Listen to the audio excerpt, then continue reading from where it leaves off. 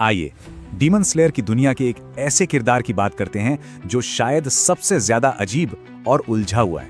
अपर rank 4 हानतेंगु।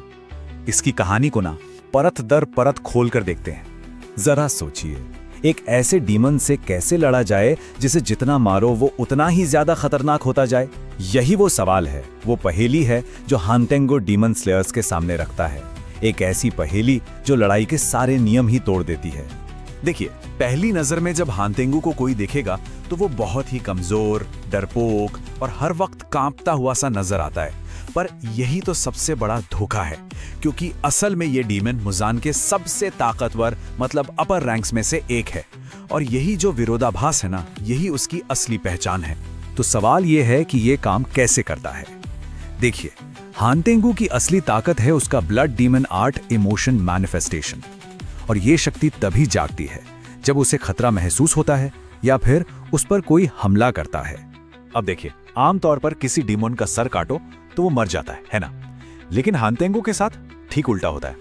उसके बूढ़े शरीर का सर जैसे ही कटता है, उसकी जगह दो जवान और बहुत ही ज्यादा शक्तिशाली रूप ले लेते हैं। एक है क्रोध का अवतार सेकिदो और दूसरा है सुख और मजे का प्रतीक कराकू।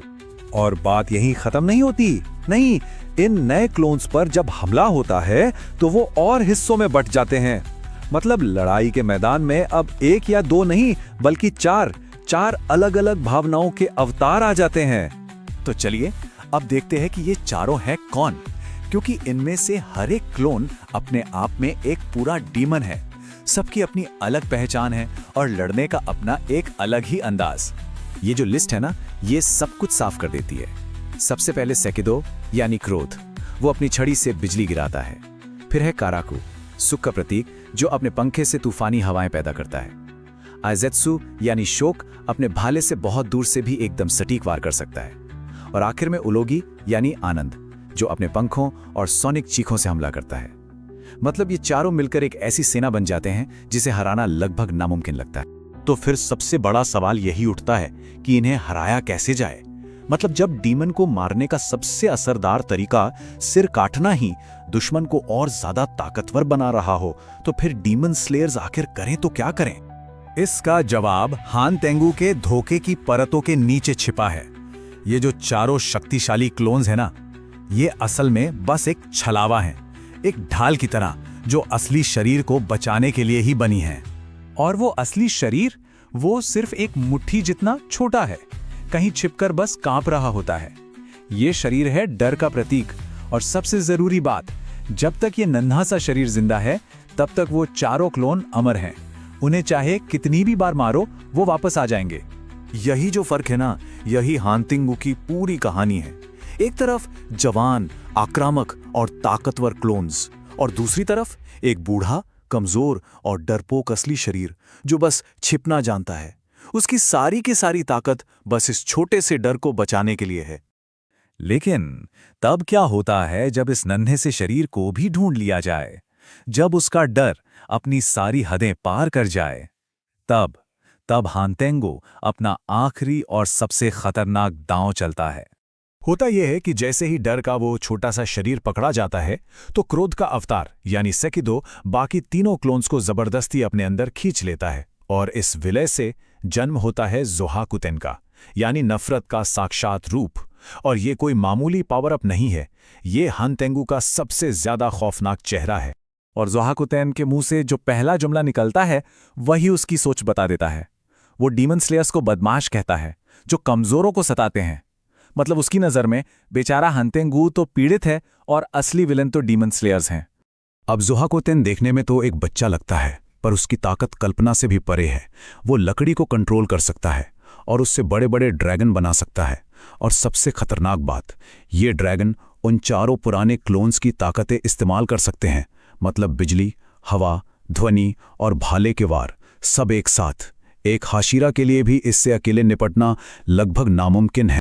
तो अब सवाल ये उठता है कि किसी की शक्ति इतनी अजीब है क्यों? इसका जवाब उसके डीमन बनने से पहले की जिंदगी में छिपा है, जब वो एक इंसान हुआ करता था। देखिए, इंसान के तौर पर हानतेंगु एक नंबर का झूठा, चोर और कातिल था। लोगों की हमदर्दी पाने के लिए अंधे होने का नाटक तक करता था।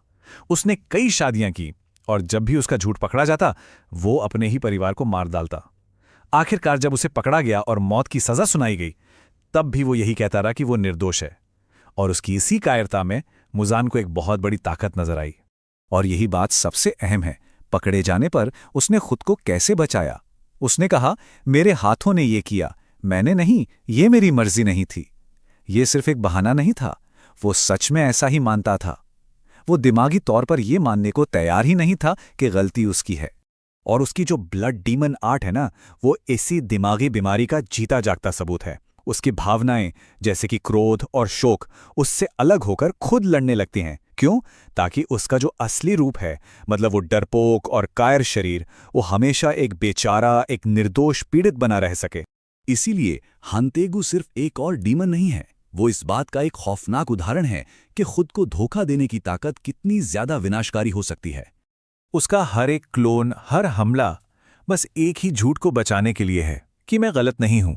और शायद यही वजह है कि तांजीरो जैसा किरदार, जो हर किसी के लिए हमदर्दी रखता है, उसे देखकर सिर्फ और सिर्फ गुस्से से भर गया। क्योंकि हांतेगु उस सोच का प्रतीक है जो खुद को पीड़ित बताकर अपने हर गुनाह को सही ठहराती है। और आखिर में हांतेगु का किरदार हमारे सामने एक बहुत ही परेशान करने वाला सवाल छोड़ जाता है। क्या बुराई अपने सबसे खतरनाक रूप में तब होती है जब उसे दिल से ये यकीन हो जाए कि वो खुद ही असली पीड़ित है? ये एक ऐसा